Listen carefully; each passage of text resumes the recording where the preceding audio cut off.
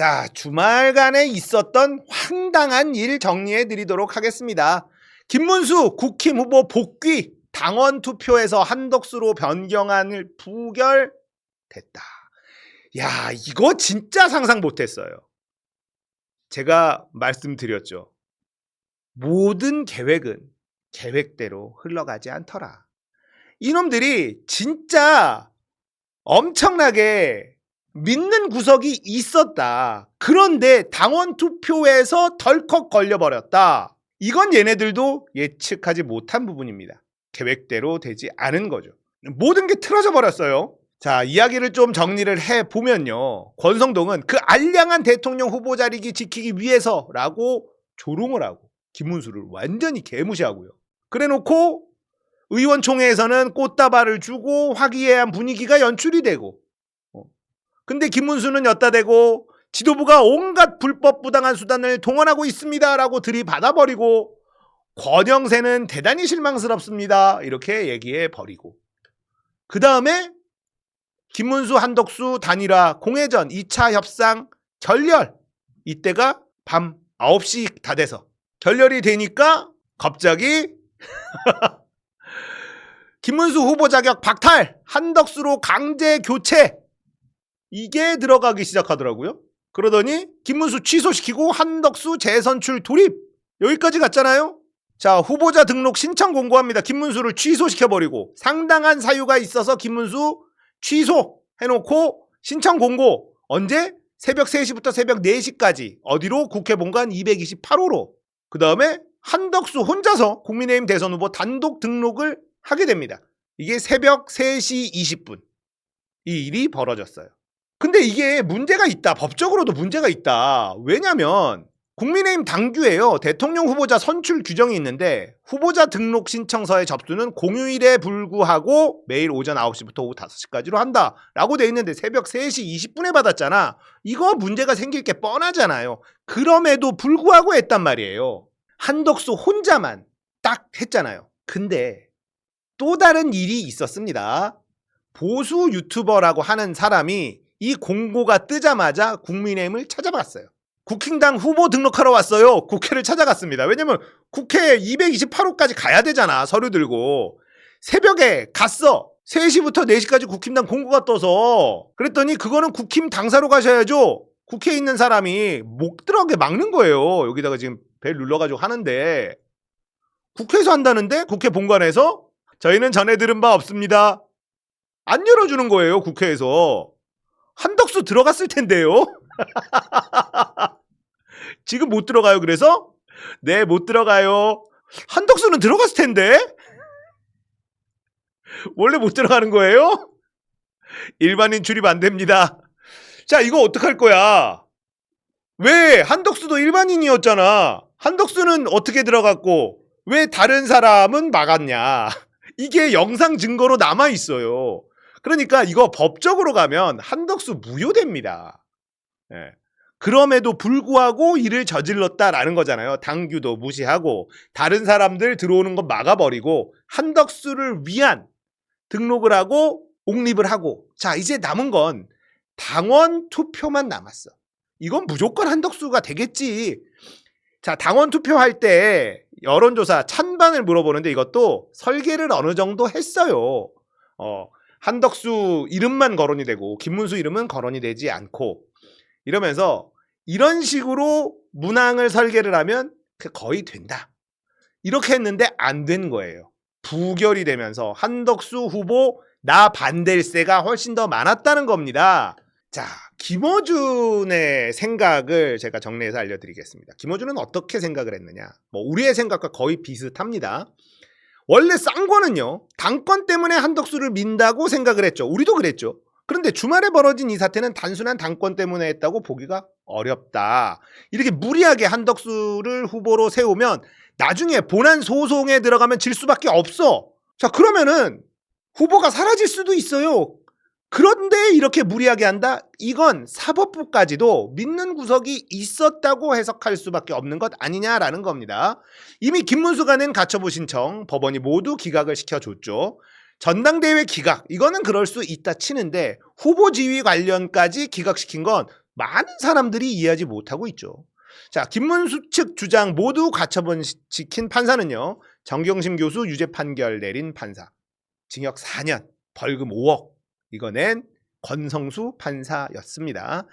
자, 정당하게 선출된 후보가 나 후보 맞죠? 김문수가 물어본 거예요. 법원에다가. 근데 판사가 글쎄 난 잘 모르겠고 니들이 알아서 해. 이렇게 해준 겁니다. 뭐 사실 정당 안에서 일어나는 일들을 쪼르르 법원에 가서 결정해 주세요 하는 것 자체는 일어나서는 안 되는 일이라고 개인적으로도 생각합니다. 예, 그리고 법원도 최대한 상관하지 않는 게 맞기는 해요. 그런데 이번에는 상황이 좀 다르다라는 거죠. 민주정당에서 민주적 절차를 개무시하는 일이 벌어졌으니 이번 건은 사법부가 판단해줘야 하는 게 맞죠. 그런데 사법부는 나 판단 안 할래. 기각. 이렇게 해버렸단 말이에요. 믿는 구석이 있었던 거 아니냐라는 생각이 들 수밖에 없는 거죠. 그리고 선관위도 한덕수 당적 취득 선거법 위반 아니다. 문제없다. 이렇게 바로 유권 해석을 해줬습니다. 한덕수를 대선 후보로 만들기 위해서 사법부와 선관위가 일사천리로 움직여주는 모습까지 보여줬다. 이거는 뭔가 있는 거다라는 생각을 할 수밖에 없는 상황이라는 겁니다. 자, 후보 등록 기간에 당적 변경하면 안 된다는 공직선거법이 있습니다. 근데 한덕수는 후보 등록 기간인 10일에 당원 등록을 했습니다. 이거는 선거법 위반인데 선관위는 당적 취득 선거법 위반 아니다. 재빠르게 유권 해석을 해줬다라는 겁니다. 그 이유가 뭐냐? 후보 등록 기간에 입당하고 후보 등록하는 건 괜찮다. 그러니까 당적 변경이 아니라 그냥 입당이야. 그러니까 괜찮아. 이렇게 해석을 해줬어요. 근데 이건 억지 해석일 수밖에 없죠. 이 당에서 저 당으로 가는 건 당적 변경이지. 그러니까 그거는 안 돼. 후보 등록 기간에. 그건 하면 안 되는데 새로 입당하는 건 괜찮아. 선관위가 이렇게 해석해줬어요. 재밌는 건 노영희 변호사의 말에 의하면 이게 헌재에서 이미 결정이 났대요. 헌재 판례가 있대요. 그런 얘기를 합니다. 그러면 이거는 법으로 가면은 또 질 게 뻔한데도 이렇게 해준 거예요. 그러면 사법부 믿는 구석이 있고 선관위 믿는 구석이 있다. 이렇게 해석이 가능하겠죠. 무소속에서 국민의힘 소속으로 간 거잖아요. 그러면 당적이 변경된 거라고 해석하는 게 맞잖아요. 근데 변경이 아니라 그냥 입당이야. 이렇게 말 같지도 않은 소리를 한 겁니다. 그러니까 선관위원장 또 누굽니까? 대법관 아니에요. 네, 그러니까 참으로 이상하다라는 생각이 들 수밖에 없는 상황이고, 그리고는 김어준은 이런 얘기를 해요. 저들한테 한덕수여야만 하는 이유, 우리가 모르는 이유가 있다. 이건 정치의 문법에 전혀 맞지 않는다.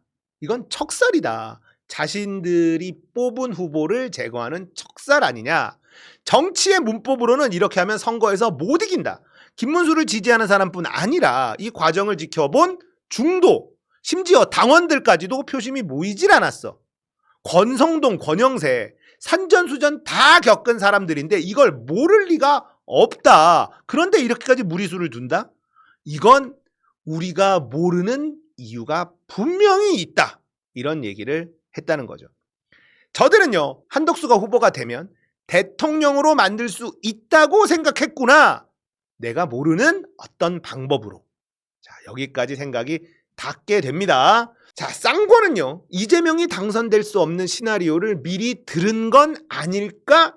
사법부도 우리 편이고 선관위도 우리 편이면 무리수를 둬서 한덕수를 후보로 세워도 된다. 그리고 선거에 들어가면 무조건 한덕수가 대통령이 된다. 이런 시나리오, 이런 가설이 그럴듯하게 들릴 수밖에 없는 상황이 됐죠. 자, 여기서부터는 시사건건 저의 생각입니다. 한덕수는요, 3년만 대통령 하겠다고 했죠. 개헌 얘기를 했습니다. 쌍권은 선출된 후보를 개무시하고 친윤계의 말을 잘 들을 한덕수를 후보로 밀었다. 이건 내각제죠.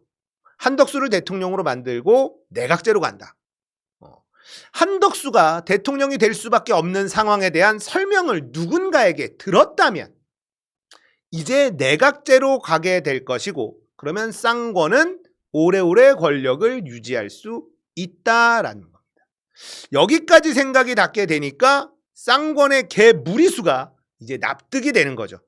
자, 이게 만약에 사실이라면 누군가가 내란 세력 중에 사법부와 선관위 그 수장들을 쥐고 있는 그 배후 세력 누군가가 이재명을 대통령이 되지 않게끔 만들 수 있는 방법을 쌍권에게 들려줬다면, 이 시나리오를, 자, 사법부도 선관위도 우리가 뭘 해도 다 프리패스 해줄 거야.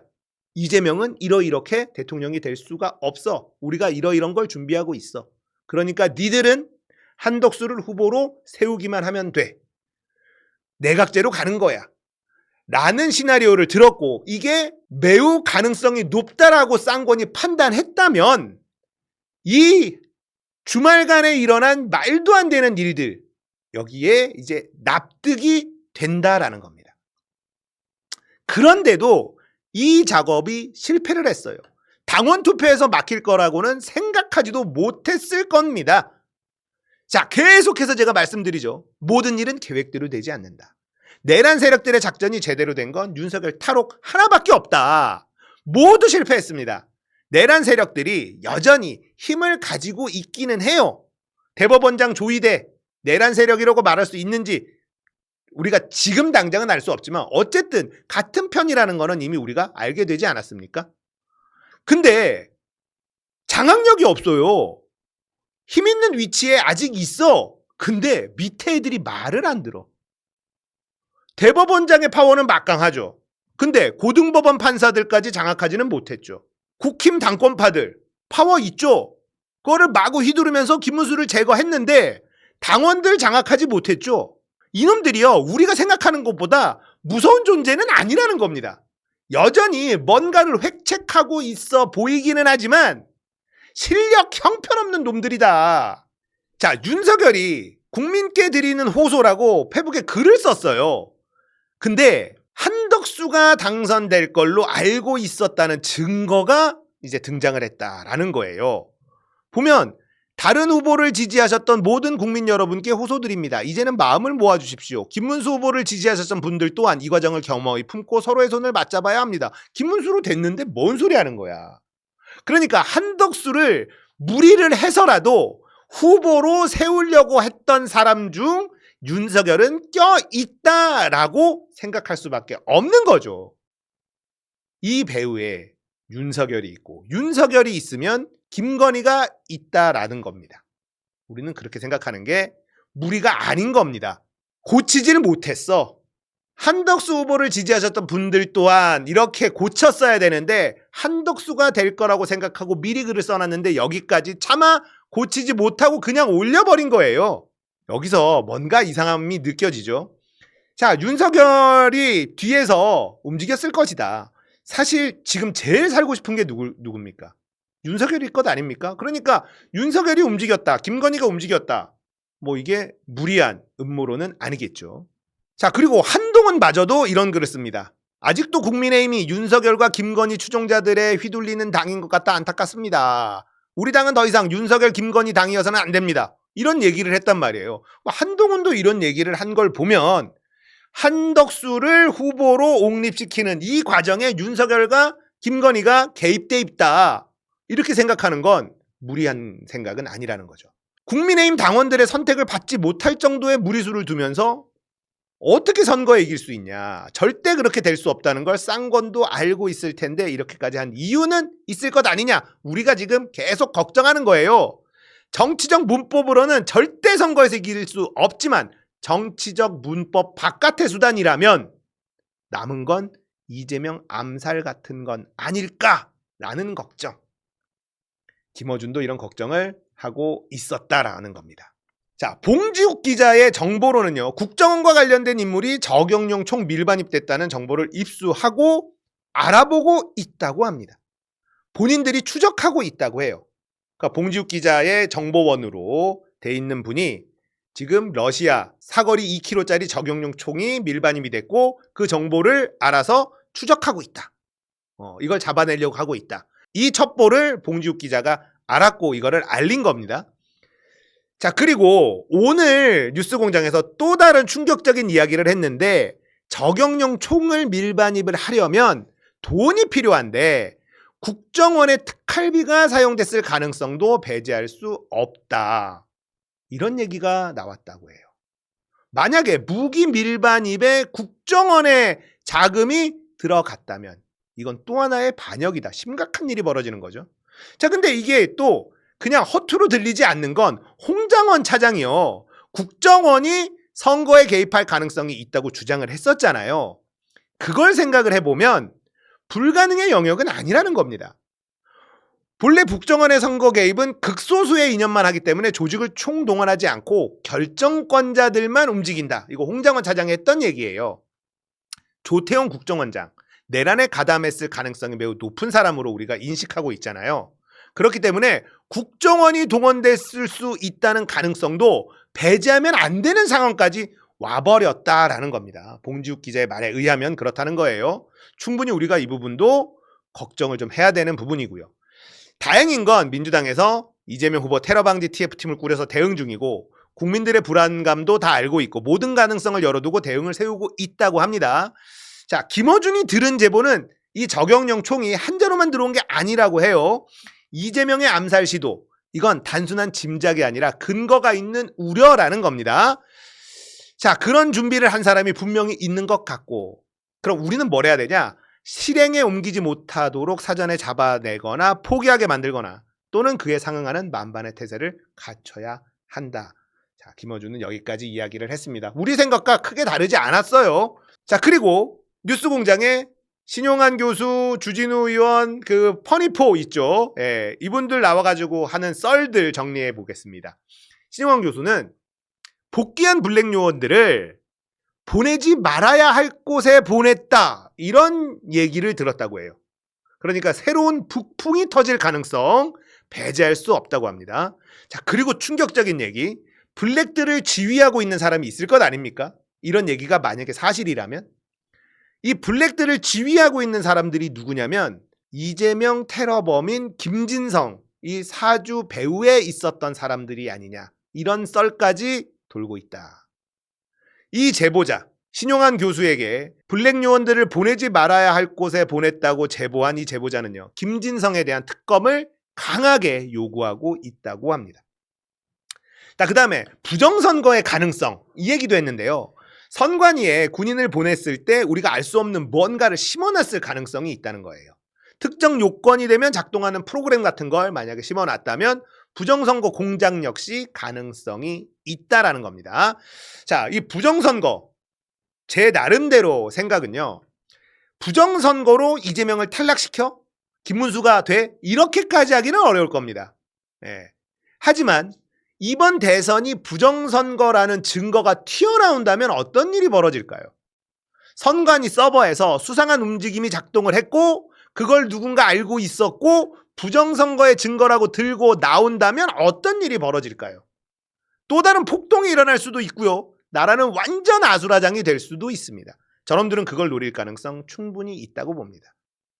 자, 부정선거를 통해서 당선자를 바꿔놓는다. 이건 우리가 감시하는 눈이 너무 많기 때문에 사실상 불가능합니다. 그런 짓을 하려고 해도 우리가 막을 거예요. 그건 불가능한데 지금 제가 얘기한 이게 가능하라는 거죠. 예. 지금 검표의 문제가 아니에요. 만약에 선관위에 군인을 보냈을 때 무언가를 심어놨고 그게 작동을 했다. 그걸 알고 있는 놈들이 선관위 서버에 문제가 있다라고 의혹 제기라고 그게 사실로 드러나는 순간 이번 대선 부정선거다 라고 하면서 결과를 다 인정할 수 없다. 이런 일이 벌어질 수 있다는 거예요. 그죠? 그러니까 많은 분들이 선거 결과를 뒤집는 부정선거가 일어나면 어떡하지? 여기까지는 우리가 감시를 심하게 하면 불가능합니다. 하지만 부정선거의 움직임, 이게 서버에 기록이 남아있다면 이러면 얘기 달라지는 거죠. 그러면 폭동 일어나요. 저쪽에서. 부정선거론자들 다 들고 일어날 거 아닙니까? 확실한 증거가 튀어나와 버리면 난리 날 수 있어요. 이 정도를 노릴 가능성 충분히 있죠. 자, 노영희 변호사가 한 말은 뭐냐면 PMC 요원들을 섭외했다는 썰입니다. PMC는 이제 프라이빗 밀리터리 컴퍼니, 사설 민간 군사 기업입니다. 민간 군사 기업의 사설 용병 군인들 이재명 암살을 위해서 고용됐다는 썰이 있어요. 이미 입국을 해 있다라는 썰까지 돌고 있습니다. 총은 이미 들어와 있고 암살을 성공시키고 유유히 빠져나가기 위해선 엄청난 전문가가 필요한데 해외 사설 용병을 고용했고 이미 입국해서 대기 중인 상황이다 라는 썰이 있다. 자, 주진우 기자는 어디까지 우리가 믿어야 하는 제보인지 모르겠다라고 하고요. 알카에다 연루 썰도 있고 별의별 썰이 다 있다고 해요. 김어준은 우리가 어디까지 믿어야 되는지 모르니까 다 이야기를 꺼내서 해야 된다라고 얘기합니다. 자, 김용남 전 의원도 오늘 출연했는데 지금 국민의힘에서 벌어진 일련의 사건들은요. 위헌정당으로 해산될 것까지 각오한 짓 아니냐. 쌍권이 독자적으로 한 짓일 수가 없다. 그러니까 모든 가능성에 대해서 이야기하는 건 무리가 아니다는 식으로 김용남 전 의원도 이런 얘기를 했습니다. 자, 윤석열이요. 진짜 대한민국을 엄청나게 망쳐놨어요. 대한민국에서 저격을 걱정하는 이게 말이 됩니까? 법원을 폭력으로 침탈하는 폭동을 우리가 상상이나 해봤습니까? 그런데 그 일이 벌어졌잖아요. 민주정당에서 정당한 절차를 밟아서 뽑힌 선출된 후보를 새벽에 제거하는 일을 상상이나 해봤겠습니까?